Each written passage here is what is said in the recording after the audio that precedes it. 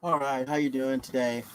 Um, I wanted to make this really quick. It was a gentleman who was talking about basically that when you should wear your black belt.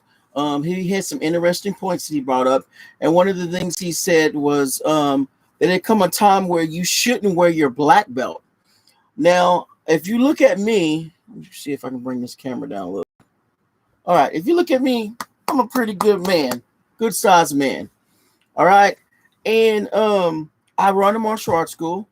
And basically what the guy was basically saying was that if you're a martial artist and you need to be able to keep up with your belt, which I that to me that does make sense. It does make sense that you need to be able to basically back up your belt. So with me, I'm an 8th degree black belt. I'm an 8th degree black belt. Okay, this is my black belt. I just got it. So this guy, I hate when people try to go and tell people what they should do in their martial art journey, and and they are not their instructor. Okay, so like he can make, I believe, like me, I'm not your martial art instructor. I have my own students. I make recommendations for them, and I had one gentleman, he wanted to wear a sock in class, and I was like, you don't wear socks in taekwondo. Like, you don't do that. You wear taekwondo shoes because you're going to slip on this mat. Like, for real, bro. Like, you're going to be kicking, moving around, doing footwork, and your socks are going to come off, and then somebody's after you. You're going to get caught with your socks down, and then you're going to get blipped. So I'm like, no, don't. No, don't. So I had this one martial artist. He says, you can pry my black belt off my cold, dead body, because if you earn that rank, you wear that rank. Now, I'm gonna give you the reason why I'm saying what I'm saying.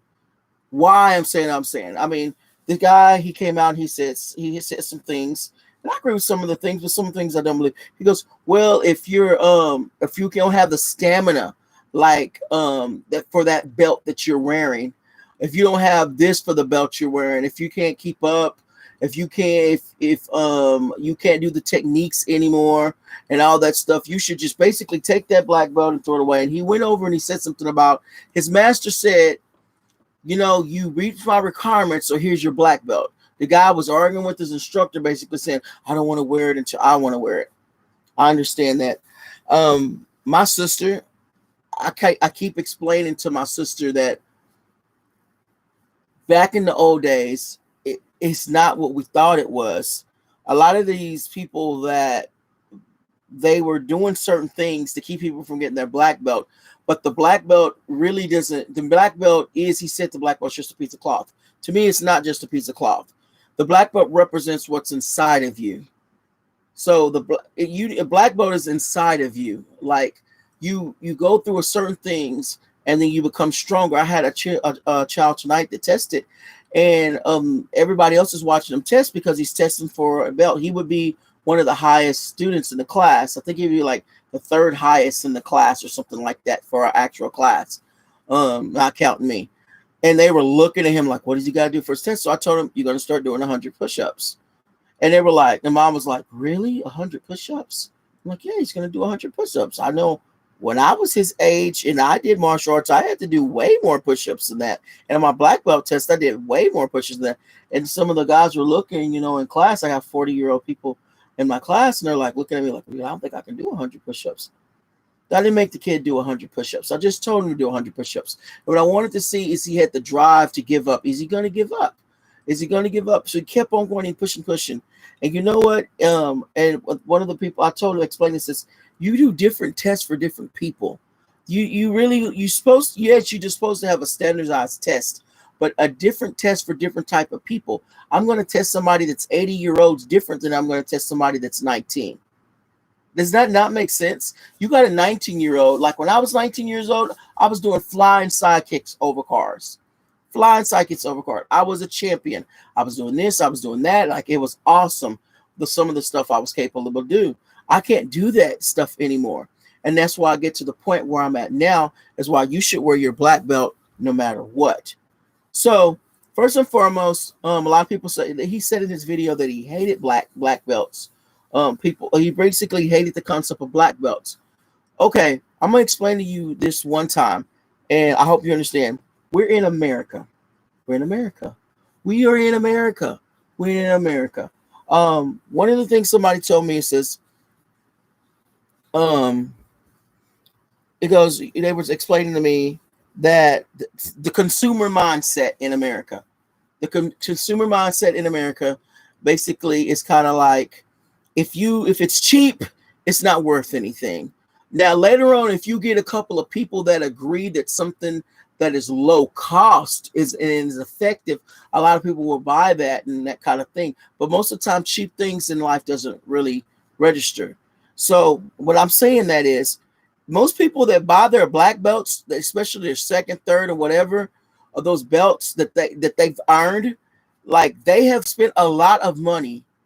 I spent a lot of money to get my belt. I didn't buy my belt as far as saying, yo, man, hook me up with this rank. Here's a couple of stacks. No, I actually had to work. Yes, when you get up to some of the other, he said something about, in his explanation, he said some other things are honorary, the stripes honorary. Not in every system, because you're supposed to be growing and learning way past 10th Dan. You're supposed to be specializing in something and teaching something later on. How do people know who and what you are by the belt you said? He says, oh, well, people that are, he didn't say this, but he basically insinuated that if you're overweight, you're slow, you can't keep up, you're a 4th degree black belt, and you need to just go ahead and take that belt and put it to the side. Or if you go to certain schools, don't wear that belt, whatever. Yeah, I understand he was saying the things about Brazilian Jiu-Jitsu. Like, I wouldn't go to a Brazilian Jiu-Jitsu school wearing my black belt, or wearing a non-black belt. So when I walk into anybody's school, my belt tells you what style I am, what my rank is, and then on the other side, it'll tell you my name. So not just anybody can just like wear this belt. They have to be this name. And my dad has my same name, my son has the same name.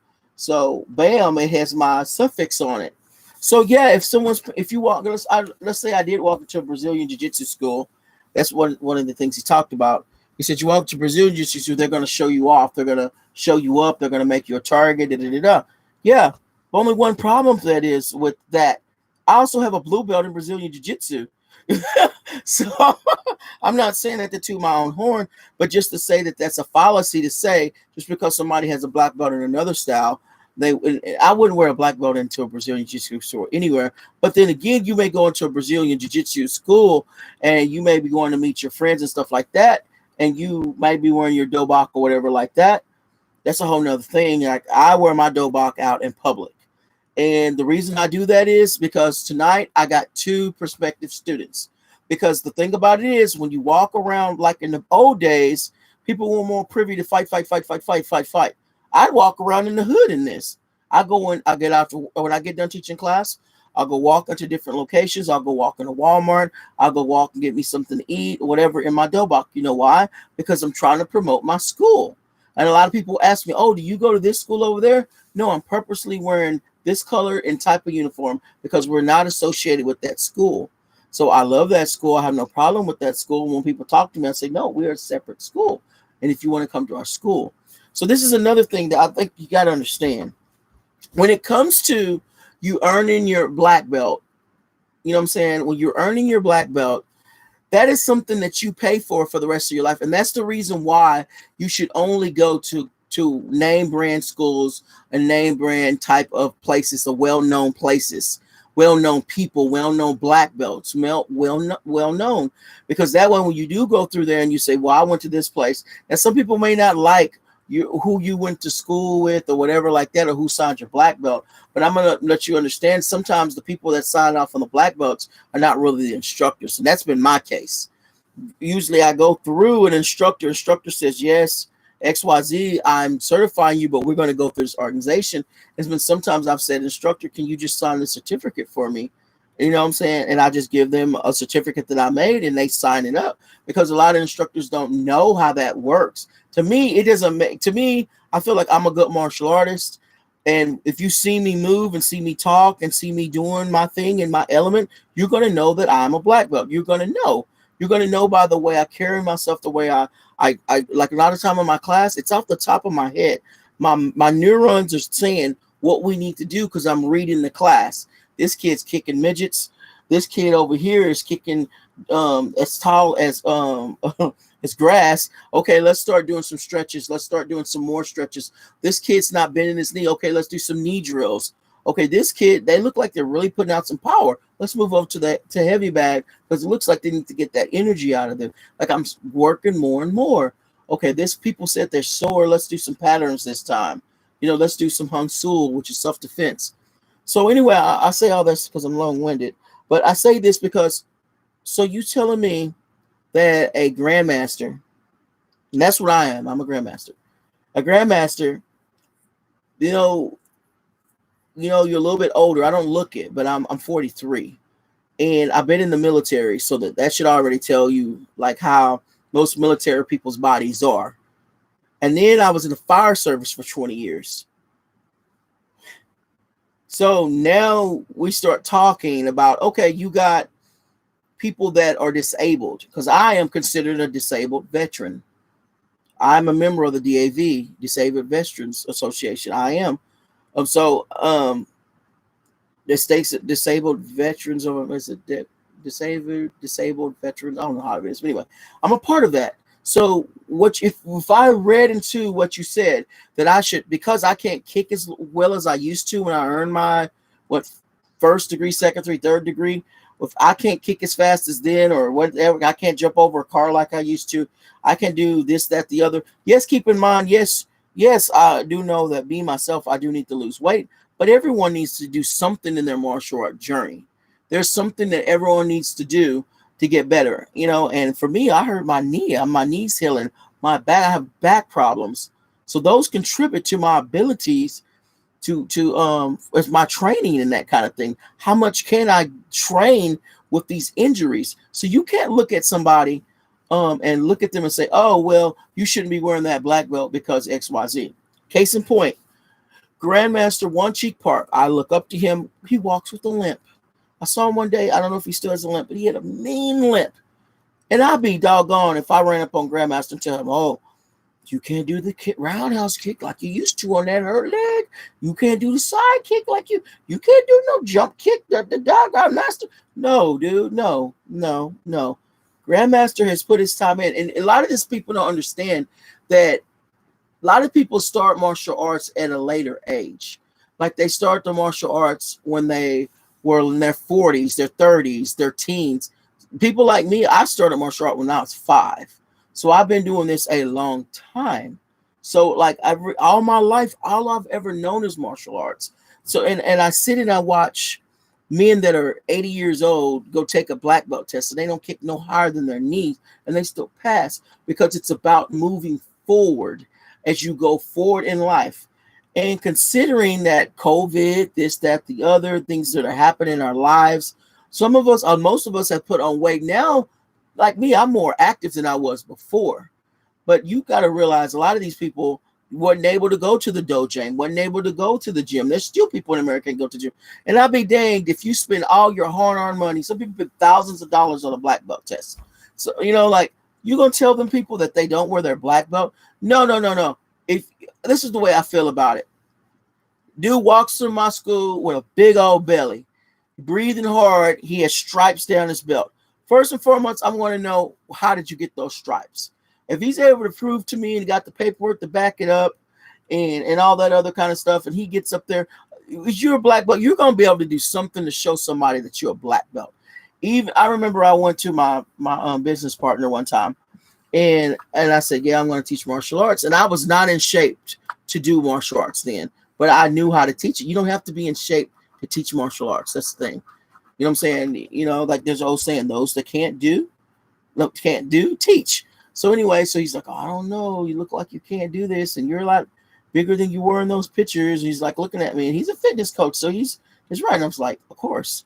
But at the same time, in my mind, I'm like, I need to be able to do this and this and this and this, and that's all I needed to be able to do. Later on, I work out and move around, I'm going to get more ability. And since then, I become a way healthier person. I'm not the same person that I was when I started that class. So my case in point is, no, you don't take your black belt off. You earned every stripe that you got. And if someone walks up to you and hands you a belt and tells you this is the belt that you are, you don't argue with your grandmaster or your master. I get so tired of people. Like in my school, I have people. I tell them, you need to test. You need to test. You need to test. And they look at me. I don't know if I'm ready. I don't know if I'm ready. If the instructor said to test, you need to test. And this is the reason why. Most the people don't understand this. Dojangs only stay long for about 20 years, sometimes only 10. So that depends. So let's say you have a master who's, let's say he's 50 years old. He has always wanted to open a martial arts school. He just opened his martial arts school. So he keeps on going. He runs it for 10 years now. He's 60. So he runs it for another 5 years. Now he's 65. Now he's in retirement years. Now his body is aching from whatever he used to do. So, you know what I'm saying? Maybe he might decide, I'm going to retire. You know what I'm saying? I'm going to go ahead on. But I'm going to tell you what you normally do is you train some young buck and have that young buck run your classes for you. And you sit just like the grandmasters of old. If you always seen, they sit in the back and they watch class. They sit in them now. Nowadays, a lot of these grandmasters are off doing other things, making money, doing other things, or they're off of work and they're keeping the dojo open and running behind scenes. But back in the old days, the grandmasters would sit in a chair and just sit back and watch class. And every once in a while, he or she would get up and start showing you something and blow your mind, and then ease on back down to sit in that chair. You know what I'm saying? So no, you don't know. Now, I do agree. Yeah, you need to keep yourself in shape. Yeah, you need to work out and that kind of thing. But to sit and tell these people, oh, no, man, you don't need to work out no more. I mean, you need to get into shape before you put on that black belt. No, don't do that. If you're, because I already know there's a bunch of grandmasters that are disabled, and I already know a lot of the tests that people have to do. If you got a bad hip and got a fuse, I got a friend that is handicapped, and he tests for his sixth dan. I think he tests for sixth or seventh dan. I can't remember. And this man has one leg that's way long and one leg that's short. And I know you were in this conversation that he's having. This instructor was, or this guy was having, I don't know if he's an instructor, and but he did talk about handicapped people, and he did think about the handicapped people and what they do. But what you don't realize is some of the people that you do see walk around with these doboks on, and they're heavy, they usually do got something wrong with them. Like there's usually something that's happened to where they can't move around. Very seldom is it something to do because they're really lazy. Usually, if a person's earned a black belt, and yeah, they do take time off. You start running you got kids, you take care of kids. You may have a sedentary job like me. I was a bus driver. Well, I am a bus driver. So I sat in a chair all that time, and you're tired. You're dealing with kids and all that other kind of stuff. So you squeeze a little bit of time to practice here and there, but you really don't get that full workout. And then you got to wake up early in the morning and do it again. You got to take time to take care of your kids and your family. Now that my kids aren't here anymore, I'm an empty nester. Yeah, now I can work on my martial arts more. And I took a year off and I worked on me and what I can do to make myself better. And a lot of it was martial arts based. And one of the things I knew that I wanted to do was open up a martial arts school. And as I healed because I knew my body was hurt in certain ways, as I healed my body, I would be able to teach more. And in fact, I would be going alongside my students, relearning those things that not really relearning, but regaining those abilities that I had way back then. And then the biggest thing about it is, as I got all my abilities back, then I re-injured myself again. So then I had to rehab. And these are ligaments. Ligaments take a long time to heal. I think my doctor told me I need to ease off for a year before I start doing full power. And then I kind of noticed now that it was a time I couldn't even put weight all the way. So that on one leg. So if I followed your definition, I can't wear a black belt anymore. One time I had a grandmaster tell me one time, I would consider him a great grandmaster. He says, you used to be a black belt. He came up to me, looked me up dead to toe, looked me side to side. You used to be a black belt. I said, no, sir, I am a black belt. I am a black belt. And you know what? I've been in more fights heavy than I was when I was light. Like in a street fight or somebody trying to attack me. And I tell you what, each time I cleaned their clock, I brought it and I did it in my current heavy state. So I'm not trying to hear that. I keep thinking about that people keep wanting to think to themselves that we need to look like Koreans because we do Korean Taekwondo. Not all people are built like Koreans. I saw a thick black belt earlier today in the martial art store. It's a very beautiful, attractive Korean lady, and she was thick, you know, the thick, and she was not fat at all. I'm not trying to say like fat. She was a thick woman, very beautiful, and she actively trains in Taekwondo. So no, man, we don't all have to have these little skinny physique bodies. I keep looking back at the Hadrag paintings that were inside of the tomb of those martial art, those Taekwondoists of all things, doing martial arts with their shirt off with big old Buddha bellies. They're in strong arms. No, man, I'm trying to tell you, no, you don't have to look a specific way. I don't understand why people think that people got to look a specific way. Look at Simo Hung. Like, big old guy, you know, he got injured. He blew up. He was in the Chinese opera, learning to do movies and stuff like that. He got big. And to this day, this man can still do it. And I know my instructor, Grandmaster Pacelli, run up on him if you want to. I mean, I tried to fight the man in my prime. I tried to kick him in the head many times. I could not tag this man in the head. I mean, he was a big man. And I got another guy that trained as a black belt. He might not, I don't know if he can kick and kick not, but if you get too close to him and he bop you, that stuff stays with you for the rest of your life. Somebody said that you should start over and wear a white belt. I'm gonna tell you why that's a very bad idea, because I tried to do something similar to that. I went into a martial arts school and I did not know them to know who I was. I wanted to be a fly on the wall, and I wanted to just like reactivate my mind and see what other people were doing and see how he was running his class and how students reacted to him and that kind of thing. So I walked in the dojo, and when I went in, the first thing I know I should do is bow. So I bowed to the flags. Then, of course, I'm not going to run up on somebody's dojo and be disrespectful. I bowed to the instructor. So I come in, and from then on, he came using the instructor to stop class, but I don't want him to stop class because, you know, I feel like you got patrons there that he's teaching. They needs to take care of his patrons. So I sit down or whatever like that. He finally comes over and he talks to me. We start talking. And I finally was kind of quiet about it. But the guy was very inquisitive who I was and my mannerism. See, when you're a master, you sit a certain way. When you're a master, you talk a certain way. Even if you may not have all those moves, there's certain ways you carry yourself. It's like being a Marine. It's just people going to be able to tell. You start talking to cops and military personnel, and you start the way you do things and understand things, and then they throw jargon out there at you, and you throw the jargon back at them, and you laugh at jokes that they say that only military people know. Master and the instructor knows an instructor respect instructor. This man was like, wait a minute, why are you in my school? He actually broke it down in a way like I'm going to be violent because, you know, like his instructor was like, I'm going to become violent. He wasn't really saying that, but I could tell in his aura. He's like, why are you here? And I said, man, I'm gonna be honest with you, man. I said, I own a school, and I just saw your stores open. I didn't know what school you were. I didn't know what style you taught. I wanted to be in a dojang or a dojo or a gym. I didn't care what this was. It could have been Brazilian Jiu-Jitsu, could have been Kung Fu, it could have been Kempo, it could have been Taekwondo. I don't care. And I went out, and he was like, really? I was like, you know, for real? And of course, you automatically think somebody tells you they're on a martial arts school, they're blowing smoke.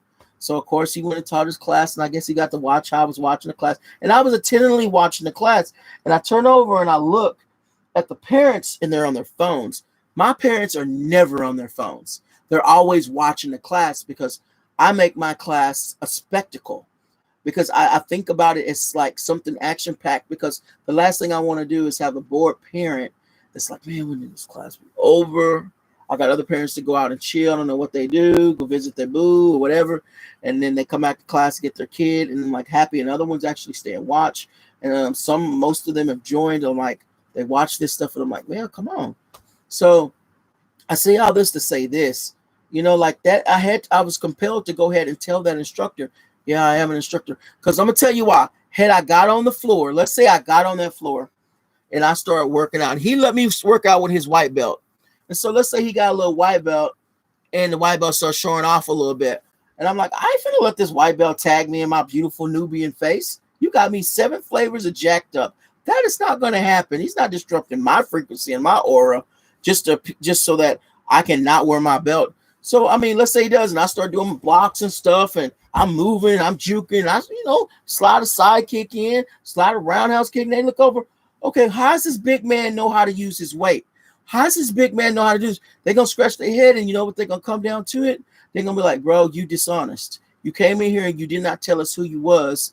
And here I am thinking now I got a freaking master fighting a white belt. That's a liability, and I don't even know that that's a black belt. You know what I'm saying? And let's say I do go all out and beat up the dang white belt and all that. It's disrespectful. I think you should let people know what you are. Now, at our school, the reason why I paid my $600 or whatever dollars that I paid to get my 4th dan from the Kukkiwon, and so I can go to any Taekwondo school and nobody can tell me I got to take off my belt, because it's just not going to happen. And I myself as a 4th dan, we're pending 4th dan, I'm 8th dan, but I 4th dan Kukkiwon. So I wanted to go to a school and train, and guess what? I found out that most of the schools that I wanted to train at were taught by 2nd dans. So what does it look like me, a 4th degree black belt, going in there, or 8th degree at the time, going to go train in another school, and I'm going to start all the way. That's just the dumbest thing ever. And you're going to pay out. What? Okay, let's say this. Let's just say this. I laugh because I thought about it for a minute. Because I imagined in my mind, if I actually went to a dojang, didn't tell a master anything, and this man started handing me belts. What if he registered me with the Kukkiwon? What if he registered me? You know, I mean, if I go to a Chinese, this, that, other school, whatever like that, I have a black sash in Kung Fu. So, I mean, unless I went to another style of Kung Fu I never really known, and most of them don't wear sashes and stuff like that anyway. So, I mean, what if he did that?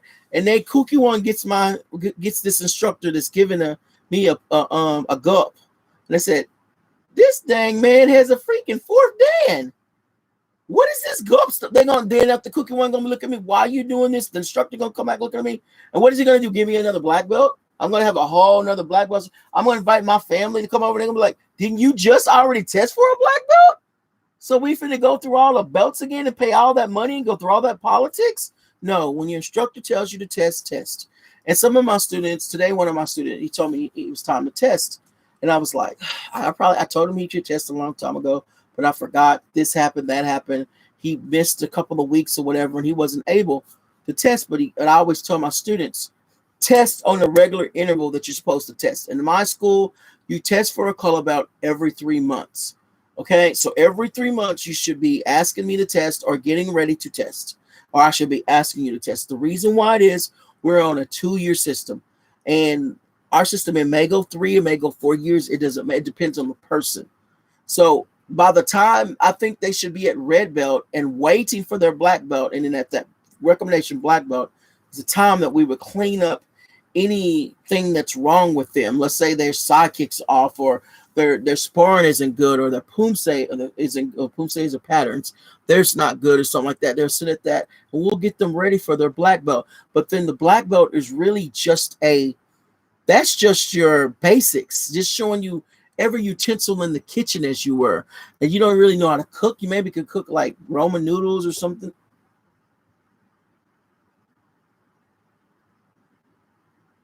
Or maybe you could cook like Roman noodles or something like that. But but you might cook a cake or something, but you don't really know how to cook. You can still cook, and you can still fight as a black belt. You can still do stuff like that. But now once you get the black belt, that's when you open up and you become more powerful. You understand more concepts, and now you're teaching usually by then. You're explaining to people different things. You're getting ready for your 2nd degree, 3rd degree. You're learning the elements of teaching. Maybe you're learning the elements of business of martial art, and what business path you want to take as a martial artist, as to open up a school. So it's not a smart move to me to tell somebody, you know what I'm saying, nah, man, you should just sit back and not wear that belt. Because what are you going to tell that 7th degree black belt that's, you know what I'm saying, that's an older man or older woman that doesn't do all those? No, once you get up to a certain ranks, man, you're still cultivating and learning and doing more yourself. And in that kind of thing, you don't just put your black belt aside because some person on YouTube said put the belt aside. And I wonder how many people listen to that that and just was like, yeah, I should wear my belt. Yeah, okay. This is what understanding that that's I think people want to know. My instructor told me one time. He said you need to be able to hold your rank, which means if you get in a fight with somebody or going to spar, you need to be able to hold your rank with other instructors and stuff like that. That kind of thing. Yeah, I understand that. But best believe, if I'm going to go to a tournament or something like that, I'm going to be in shape to go to a tournament. If I'm going to teach a class, I'm going to be in certain ratio of whatever to teach a class. If I'm going to go to a sparring class, I'm going to step in there. I should be able to step into a sparring class out of shape and still go in there and practice. I might get my clock clean, but I'm gonna understand you this right now. The people that I grew up with, they all got pot bellies. I mean, when I say grew up with, the people that grew up in Taekwondo with me, I looked at every single one of their Facebook pages. These are champions. These are people that own their own schools. All of them got a belly. But best believe the day you run up on them, they will come and hit you with a spinning hook kick or jump back kick or something like that, or a cut kick that will put you in your place. I don't care how fat the belly gets. They got some hands for you like this. So I don't know. So no. So even if you are endurance, so one of the things he brought up was endurance. And I'm like, oh, well, you should be able to keep up. Well, what level of dance do you want to do? Because a ring, if you go fight in the Olympics, how long is your ring? How long is your 3 minutes? Unless you get knocked out the first. So really, your endurance really should be 3 minutes. And if you're in a fight on the street, you're not going to sit there and fight a man for an hour. The cop's going to be there and arrest you in the first 30 minutes, maybe an hour. Like, let's say you did fight a whole hour. No, man, we're not training for military warfare.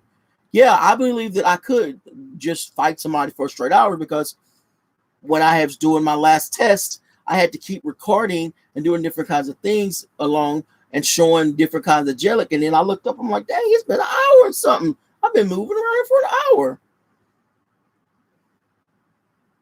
So no. And a real good black belt, they're not going to do a whole bunch of fancy moves.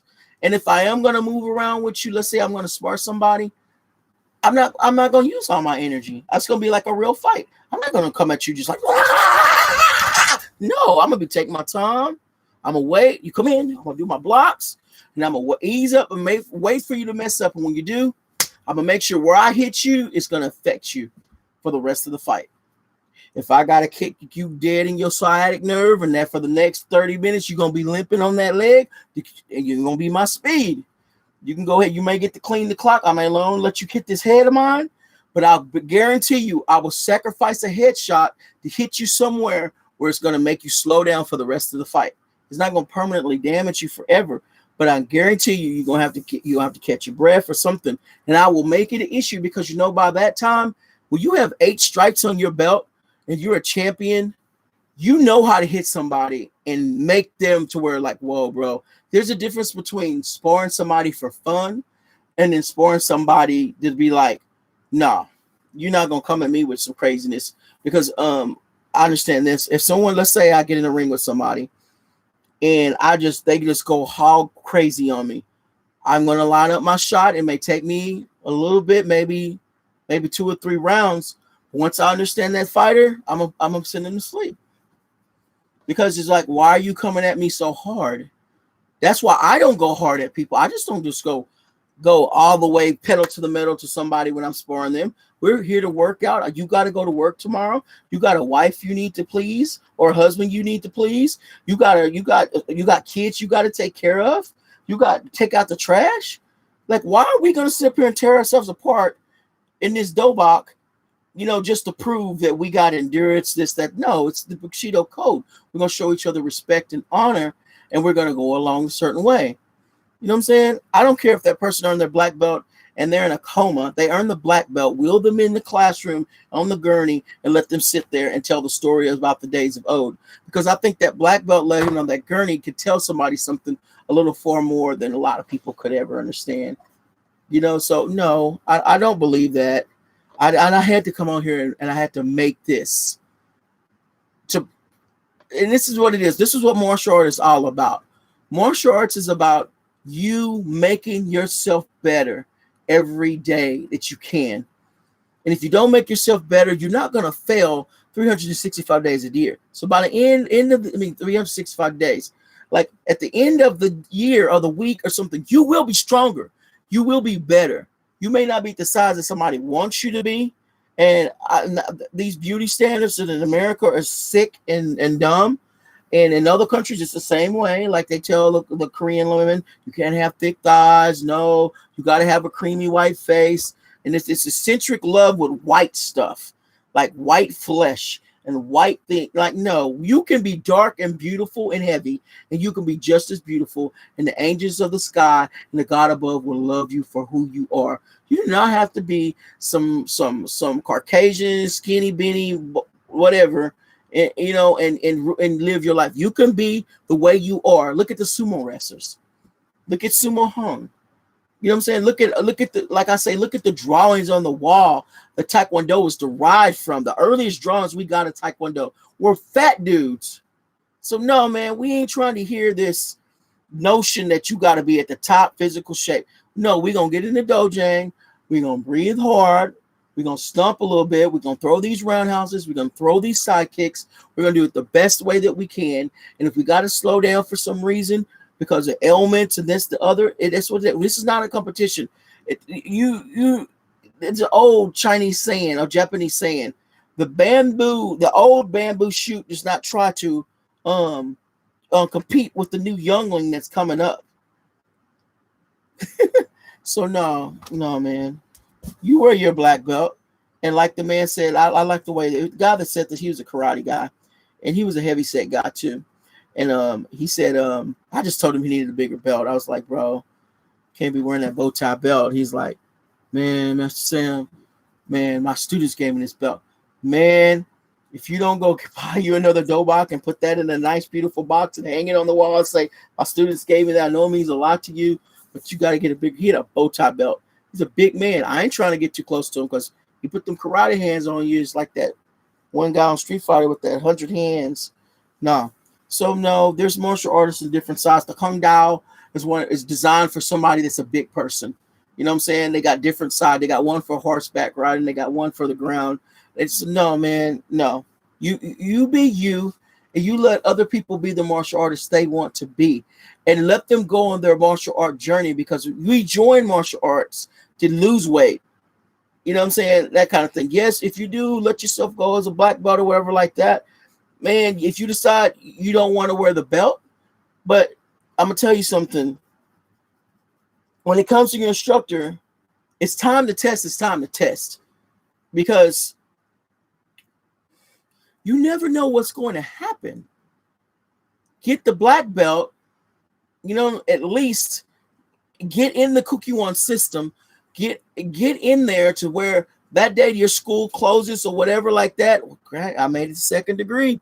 Before the school closed, you can go somewhere and continue your career, your martial art training. Let's say you get all the way up to recommendation red belt and your instructor closes thing.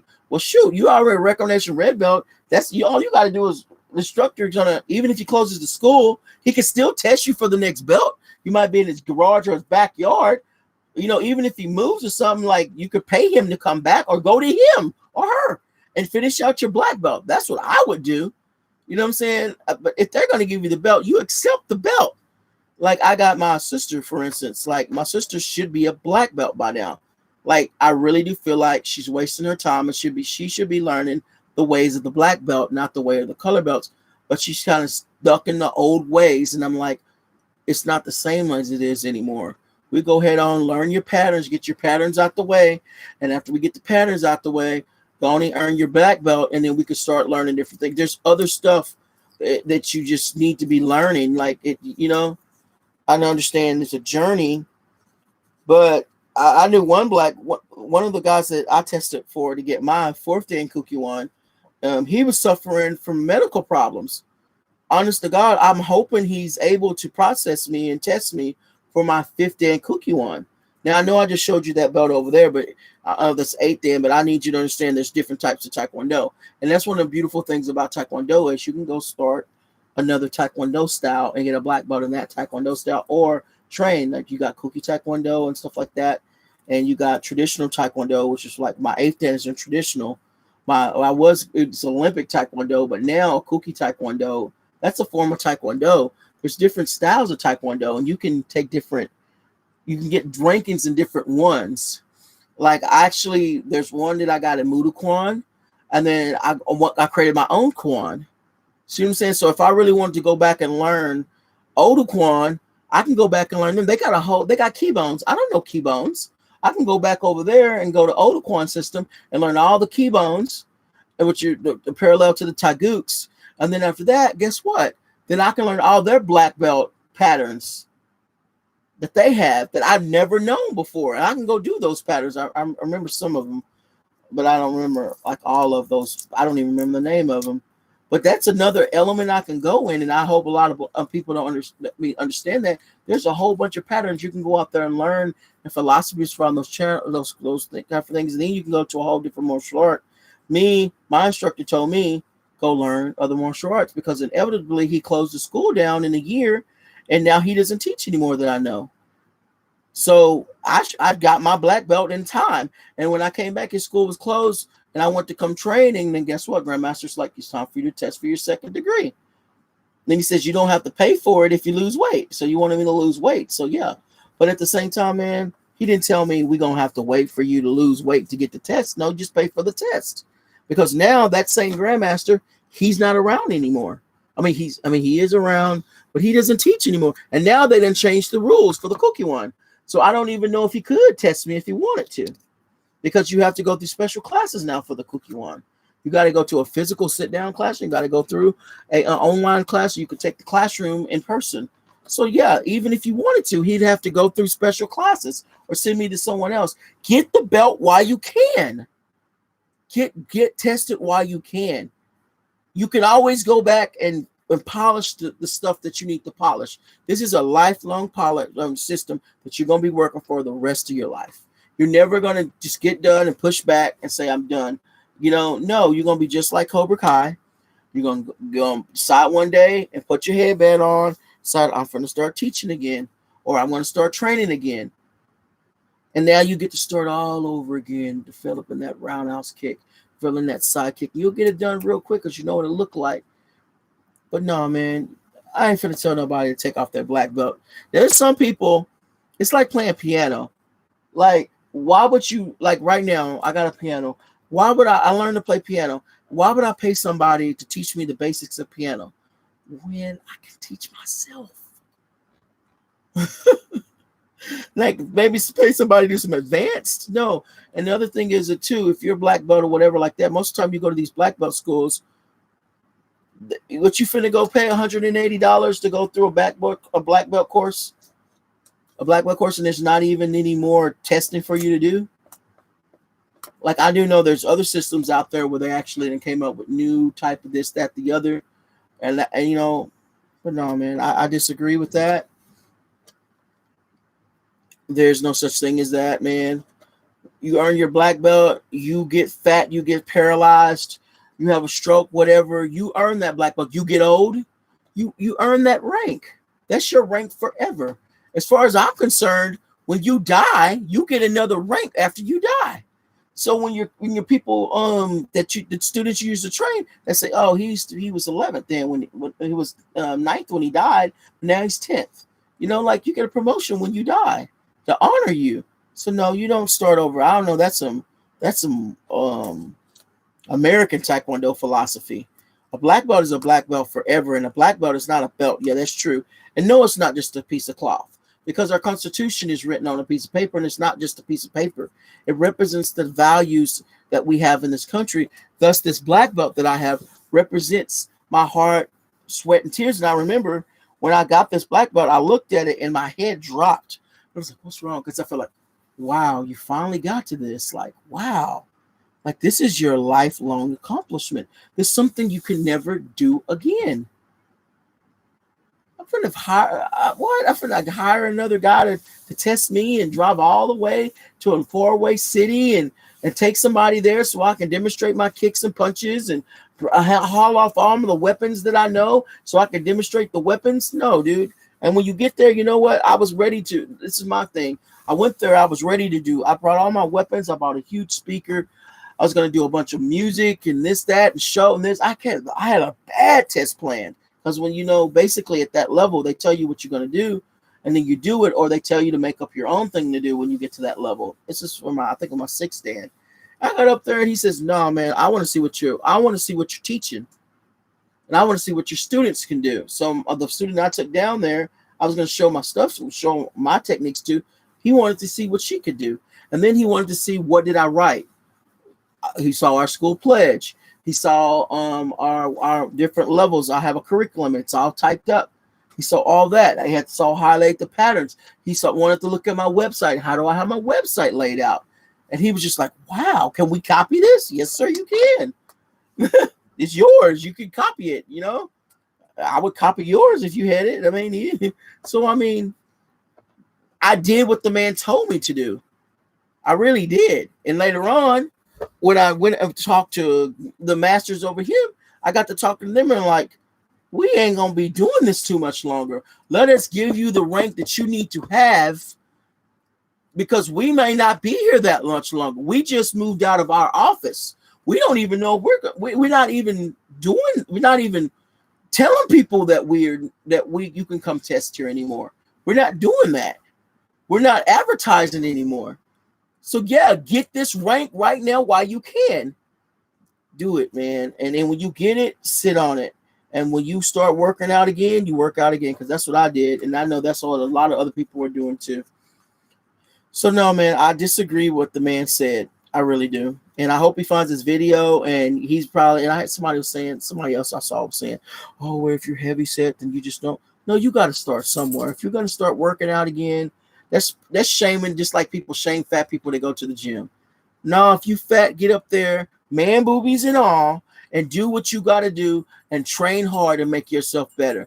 Because when the devil comes and knocks at your door, he's not going to care what you can and cannot do. He wants you, you're going to have to defend yourself. It's just the way it is. And it's just stair step. It's a stair step. And then some of these people, they get on my nerve when I see somebody that's heavy, that's exercising, to get mad. You're not skinny yet? Then they see them enjoying something sweet or something like that. You're not supposed to eat that. Da-da-da-da-da. Man, what we supposed to just sit here and just like not live anymore? You have to slowly stair step and make changes in your life. Me, I started out, I don't eat pork anymore. I had to wing myself off of pork. Like I would be fiending for a pork, but ever since I stopped eating pork, I feel a lot better. It really has helped me lose more weight. Another thing is sodas. I stopped drinking sodas. I just for some reason the sodas wasn't doing too good with me, and I stopped. It's just so you never know what life changes people are making, and you just come up there and make the assumptions. And a lot of people just want to laugh or whatever about this, the other, but that's okay. That's okay. Every dog has his day. Every dog has his day. That's all I'm gonna say. All right. God bless, Godspeed, and I hope that I motivate some of you black belts to get out there and train some more. Don't throw your black belt away. Your mama or somebody may have paid for that black belt. You may have paid your hard-earned money for that black belt. And that's something that somebody cannot take away from you. And if they do, go back and buy another black belt. Like you earned that. You are that. That is you. And there's more people tearing people down than lifting people up. The Bible says, so a person thinking, so is he.